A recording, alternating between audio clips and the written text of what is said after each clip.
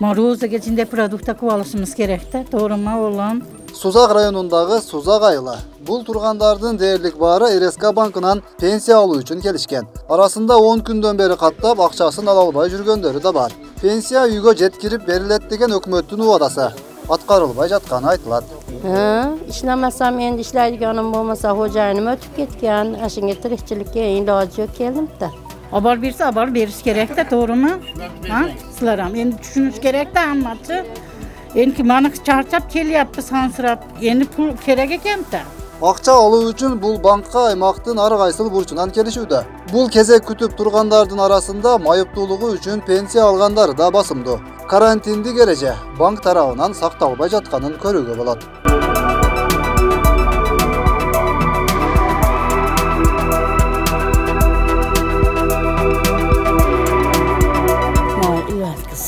Жолдордон кандай өтүп атасыз? Кыйналбай өтүп атасызбы? Endi kelyapmiz.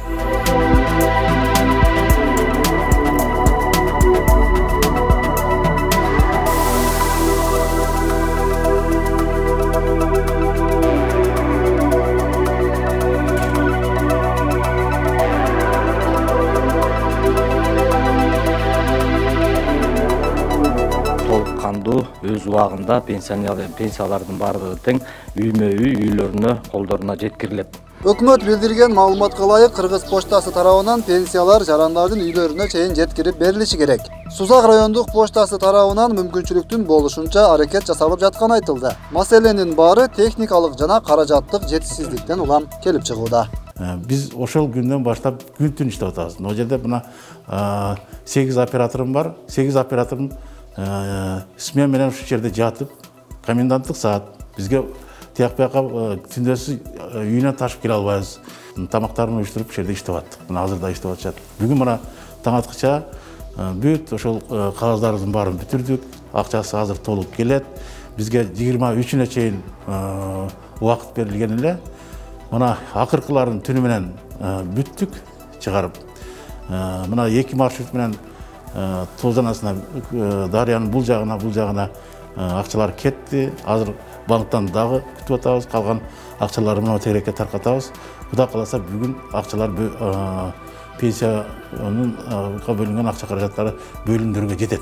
Өкмөттөн же жергиликтүү бийликтен пенсияны жеткирип берүү үчүн почта кызматкерлерине тийиштүү унаа жана күйүүчү майы каралган эмес. Андыктан ансыз да аз айлыкка иштегендер кайра эле кыйынчылыктын чордонунда калышууда. Жоқ, өкмөттөн бизге бир тыйын немеси жок. Өзүбүздүн жаныбыздан уюп машина жалдап барып атабыз. Айлыгыңыздар канча ишесиз? Айлыгым 5000 айлык алам. Анан жол кереги эле кетип калбаптыр. Анан өзүмүн күйөм, өзүм жаныман бензин куюп, дадома бүт баарын доставка кылдым экен.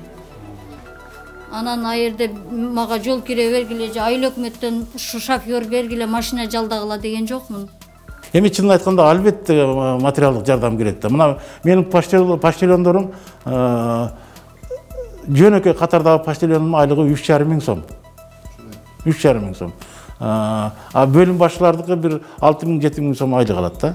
Ошон үчүн да мен ошо өкмөттөргө да кайрылып атам, ошо поштальондорума жардам берип койгула деп. Мындан сырткары аймактарды дезинфекциялоо, азык-түлүктөрдү туура бөлүштүрүү сыяктуу милдеттер да жергиликтүү бийлик тарабынан реалдуу түрдө ишке ашпай жатканын айтып, нааразы болгондор арбын. Район акими бул абалдар тууралуу төмөнкүлөрдү айтат. Тең мына орозо күнү башталып атат, ошондуктан улгайган жарандарыбызга баардыгына жеткирип берүү маселесин карап атабыз. Бирок биз айтып аткан 23-күнү кечке чейин баарына жеткирет дедик эле, бир күн кечигет окшойбуз.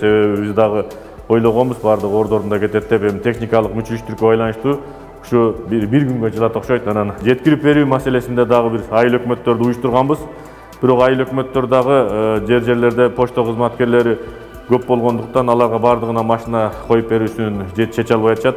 Кээ бир учурларда машина коюп берсе, ал жерге почта кызматкерине акча келбей калган учур болуп калат. Ошондуктан кичине түшүнмөчүлөр болуп атат. Бирок бул багытта иш кетип атат. Эмки айда мындай Кудай сактасын, эмки айда дагы ушундай өзгөчө абалда жашай турган болсок, биз учурунда жеткирип бергенге графиктер түзүп бүттүк. Бул боюнча мына бүгүн органдар дагы бизге кат жолдоду. Кимдер алып аткандыгы боюнча маалыматты полный бардыгына берип атабыз. Эгерде кандайдыр бир мүчүлүштүк болгон болсо, ошол мүчүлүштүктү жасаган адамдар заман тынчыганда болсо дагы өз жообун алат. Анан эми залалсыздандыруу боюнча ишке тутат. Сиздерге айтып коеюн, биз мына турак жай эл каттоого бир топ даярдылек, бирок шартка карата болбой калды. Бизде 1604 көчөбүз бар. 1604 көчөнүн бардыгын залалсыздандырдык деген айтыштан алысмын.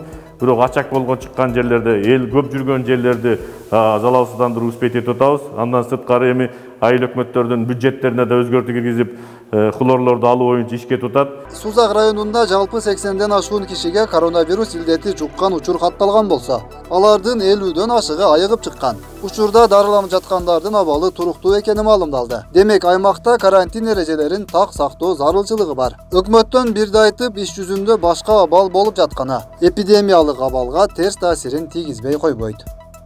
Өткүрбек Рахманов, Замирбек Тойчубаев, Регион.